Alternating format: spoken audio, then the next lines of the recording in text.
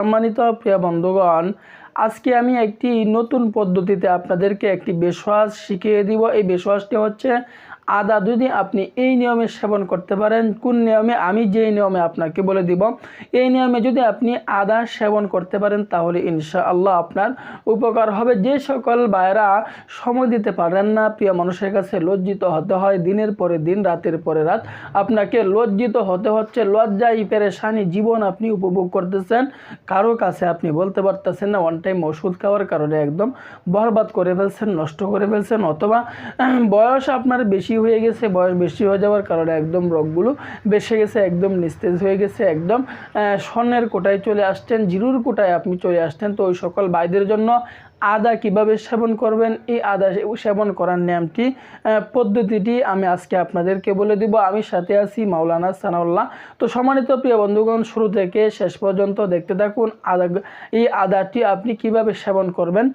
তো আদা সেবন করার নিয়মটি আমি আপনাদেরকে বলে দিব।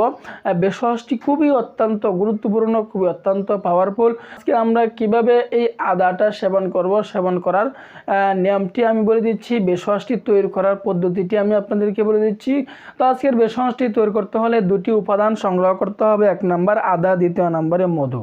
তো এই দুটি উপাদান দিয়ে আজকে আমরা এই বেশওয়াজটি তৈরি করব। তো কিভাবে তৈরি করব? আমি 2 থেকে 3টা চামি, এই 2 থেকে আমি 1 থেকে 2 ইঞ্চি পরিমাণে, 1 থেকে 2 ইঞ্চি পরিমাণে আদা আমি বাজার থেকে অল্প পরিমাণে 100 গ্রাম অথবা 200 গ্রাম 150 গ্রাম আদা আমি কিনে নিয়ে আসবো। নিয়ে আসার পরে ওই আদা থেকে 1 থেকে 2 ইঞ্চি পরিমাণে আদা আমি ভালো করে ধৌত করে উপরের কোষাটাকে ভালো করে আমি, উপরের কোষা ময়লা যেটা থাকে ওটাকে ভালো করে আমি পৃথক করে নিব, উপরের চামড়াটাকে আমি পৃথক করে নেব। যখন আমি পৃথক করে নিব, তো আরেকটি কথা বলে রাখি, যে সকল ভাইরা বহুদিন যাবৎ এই সমস্যায় ভুগতেছেন, 2 বছর 3 বছর 4 বছর যাবৎ আপনি সমস্যায় ভুগতেছেন, ছোটোখাটো কোনো বেশওয়াজ আপনার শরীরে শ্যুট করতেছে না, তাহলে আপনাকে বুঝতে হবে, আপনাকে হাই কোয়ালিটির বেশওয়াজ নিয়ে সেবন করতে হবে। কারণ আপনার সমস্যা বেশি হয়ে গেলে ছোটোখাটো বেশওয়াজ কখনোই শ্যুট করবে না শরীরে, কখনোই আপনার শরীরে শ্যুট করবে না। কেন?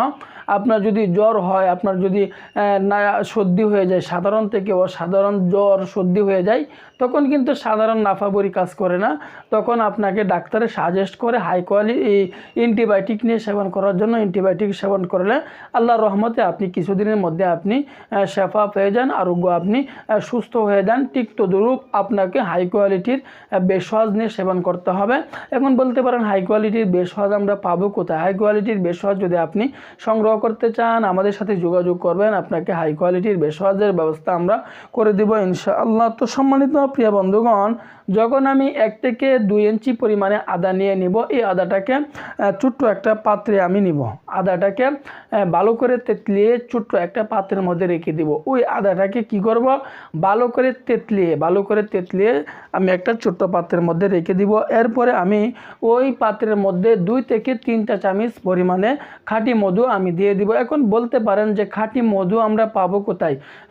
বাজারে তো এখন ভেজাল মধুর সয়লাভ হয়ে গেছে। খাঁটি মধু যদি আপনি সংগ্রহ করতে চান, আমাদের সাথে যোগাযোগ করবেন, কন্ট্যাক্ট করবেন, খাঁটি মধুর ব্যবস্থা আমরা করে দেবো ইনশাআল্লাহ। তো সম্মানিত প্রিয় বন্ধুগণ, আবার বলতেছি, আদাটাকে ভালো করে তেতলিয়ে আমরা ওই পাত্রের মধ্যে রেখে দিব। এরপরে 2 থেকে 3টা চামচ পরিমাণে মধু ওই পাত্রের মধ্যে দিয়ে দিব। দেওয়ার পরে এটাকে ভালো করে মিশিয়ে নেব, ভালো করে মিক্সড করে নেব। যখন ভালো করে মিশিয়ে নেব, মিক্সড করার পরে এটা আমাদের তৈরি হয়ে গেল। এখন আমরা কোন নিয়মে সেবন করব? সেবন করার নিয়মটি আমি আপনাদেরকে বলে দিচ্ছি। সেবন করার নিয়মটি হচ্ছে প্রতিদিন রাতের বেলায় ঘুমানোর আগে এখান থেকে আমি সেবন করে ফেলবো। এই